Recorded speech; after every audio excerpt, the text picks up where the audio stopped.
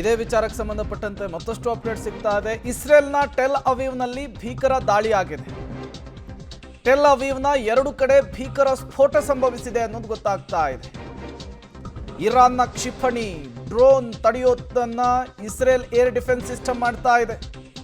Tell ಅವೀವ್ನ ಕೈಗಾರಿಕಾ ಪ್ರದೇಶದ ಮೇಲೆ ಇರಾನ್ ಡೆಡ್ಲಿ ಅಟ್ಯಾಕ್ ಮಾಡೋದಕ್ಕೂ ಮುಂದಾಗ್ತಾ ಇದೆ.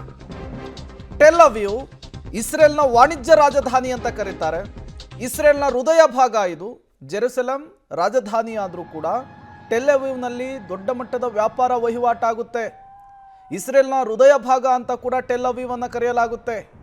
ಇದೇ ಟೆಲ್ ಅವೀವನ್ನು ಗುರಿಯಾಗಿಸ್ಕೊಂಡು ವಾಣಿಜ್ಯ ವ್ಯಾಪಾರ ವಹಿವಾಟಾಗ್ತಾ ಇದ್ದಂತಹ ಜಾಗವನ್ನೇ ಗುರಿಯಾಗಿಸ್ಕೊಂಡು ಈಗ ಇರಾನ್ ತನ್ನ ದಾಳಿಯನ್ನು ಮುಂದುವರಿಸ್ತಾ ಇದೆ. ಈ ಮೂಲಕ ಇರಾನ್ ಇಸ್ರೇಲ್ ನಡುವಿನ ಯುದ್ಧ ಮತ್ತೊಂದು ಹಂತವನ್ನು ತಲುಪ್ತಾ ಇದೆ. ಮತ್ತಷ್ಟು ಭೀಕರ ಪರಿಸ್ಥಿತಿಯನ್ನು ತಲುಪ್ತಾ ಇದೆ. ಇಸ್ರೇಲ್ನ ಪ್ರಧಾನಿ ಬೆಂಜಮಿನ್ ನೆತನ್ಯಾಹು ಕಚೇರಿ ಮೇಲೂ ಕೂಡ ಇರಾನ್ ದಾಳಿ ನಡೆಸಿದೆ ಅನ್ನೋದು ಗೊತ್ತಾಗ್ತಾ ಇದೆ. Ballistic ಕ್ಷಿಪಣಿಗಳ ಸುರಿಮಳೆಗೈದಿದೆ Iran. ಕ್ಷಿಪಣಿಗಳ ದಾಳಿಗೆ ಕಟ್ಟಡದ ಮೇಲೆ ಈಗ ಬೆಂಕಿ ಆವರಿಸಿಕೊಂಡಿದೆ ಅನ್ನೋದು ಗೊತ್ತಾಗ್ತಾ ಇದೆ. ಇಸ್ರೇಲ್ನ ಪ್ರಧಾನಿ ಬೆಂಜಮಿನ್ ನೆತನ್ಯಾಹು ಅವರನ್ನ ಗುರಿಯಾಗಿಸ್ಕೊಂಡು ಅವರ ಕಚೇರಿಯನ್ನು ಗುರಿಯಾಗಿಸ್ಕೊಂಡು ದಾಳಿ ಮಾಡಿರುವಂಥದ್ದು ನೀವು ಕೂಡ ದೃಶ್ಯವನ್ನು ಗಮನಿಸ್ತಾ ಇದ್ದೀರಿ. ಸಂಪೂರ್ಣವಾಗಿ ಬೆಂಕಿ ಆವರಿಸ್ಕೊಂಡಿದೆ, ದಟ್ಟ ಹೊಗೆ ಆವರಿಸ್ಕೊಂಡಿದೆ. ಬೆಂಜಮಿನ್ ನೆತನ್ಯಾಹು ಇರಾನ್ ಅನ್ನು ಮುಗಿಸುವವರೆಗೂ ವಿರಮಿಸಲ್ಲ ಅಂತ ಹೇಳಿದ್ರು. ಡೀಟೇಲ್ಸ್ ಅನ್ನು ಕೊಡೋದಕ್ಕೆ ಶಬೀರ್ ದೂರವಾಣಿ ಸಂಪರ್ಕದಲ್ಲಿ ಜಾಯಿನ್ ಆಗಿದ್ದಾರೆ. ಶಬೀರ್, ಟೆಲ್ ಅವೀವ್ ಇಸ್ರೇಲ್ನ ಹೃದಯ ಭಾಗ, ವಾಣಿಜ್ಯ ರಾಜಧಾನಿ, ಈಗ ಅದನ್ನ ಗುರಿಯಾಗಿಸ್ಕೊಂಡು ದಾಳಿಯನ್ನು ಮಾಡ್ತಾ ಇರುವಂತಹದ್ದು ಅಂದ್ರೆ ಇದು ಮತ್ತೊಂದು ಹಂತವನ್ನು ತಲುಪ್ತಾ ಇದೆಯಾ ಅಂತ ಹೇಳಿ ಇರಾನ್ನ ದಾಳಿ?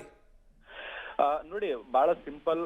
ಅಮೆರಿಕ ಮತ್ತೆ ಇಸ್ರೇಲ್ ಸೇರ್ಕೊಂಡು ಇರಾನ್ನ ಆರ್ಥಿಕತೆಯನ್ನ ಬಗ್ಗು ಬಡಿಯುವಂತ ಪ್ರಯತ್ನಗಳನ್ನ ಮಾಡ್ತಾ ಇದೆ. ಅದರ ಭಾಗವಾಗಿ ನಿನ್ನೆ ಅಷ್ಟೇ ನಾವು ಗಮನಿಸಿದ್ವಿ, ಕಾರ್ಗ್ ದ್ವೀಪದ ಮೇಲೆ ಕೂಡ ದಾಳಿಯನ್ನು ನಡೆಸುವಂತ ಕೆಲಸವನ್ನ ಮಾಡಿತ್ತು. ಕಾರ್ಗ್ ದ್ವೀಪ ಇರಾನ್ಗೆ ಅತಿ ದೊಡ್ಡ ಆರ್ಥಿಕತೆಯ ಮೂಲ ಆಗಿರುವಂತದ್ದು.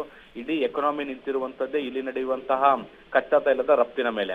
ಸೊ ಈಗ ಆರ್ಥಿಕತೆಯ ಮೇಲೆ ದಾಳಿ ಮಾಡಿದಂತಹ ಬೆನ್ನಲ್ಲೇ ಈಗ ಇರಾನ್ ಕೂಡ ಇಸ್ರೇಲ್ನ ಆರ್ಥಿಕತೆಗೆ ದೊಡ್ಡ ಪೆಟ್ಟನ್ನು ಕೊಡುವಂತ ಪ್ರಯತ್ನವನ್ನ ಮಾಡ್ತಾ ಇರುವಂತದ್ದು.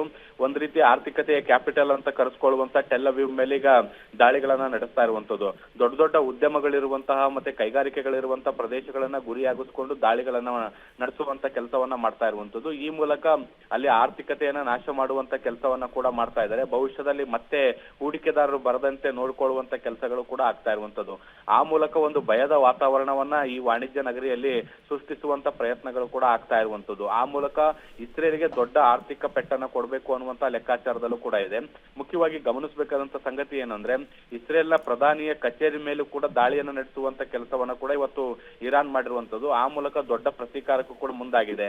ತನ್ನ ಸುಪ್ರೀಂ ಲೀಡರ್ನ ತಂಟೆಗೆ ಬಂದ್ರೆ ನಾವು ಕೂಡ ಯಾರನ್ನೂ ಕೂಡ ಬಿಡಲ್ಲ ಅನ್ನುವಂತ ನೇರವಾದಂತ ಎಚ್ಚರಿಕೆಯ ಪ್ರಯತ್ನವೂ ಕೂಡ ಈ ದಾಳಿ ಆಗಿದೆ ಅಂತ ಹೇಳಲಾಗ್ತಾ ಇದೆ. ಪ್ರೇಮ್.